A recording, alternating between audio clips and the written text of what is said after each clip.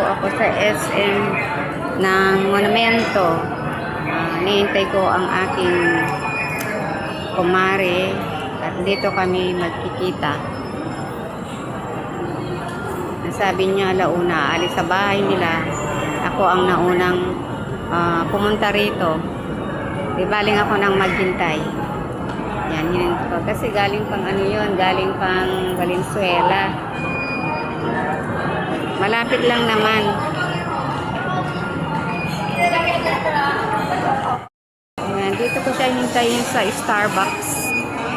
Sa bungad lang ito ng SM, ng Monumento.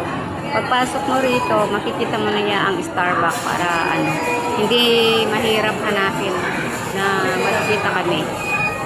So, wala pa siya guys. Ayan, hinihintay. Ayan guys. Habang naghihintay, andito, nakatayo. Pinapanood mo? Ay! Eto na yung aking kumari.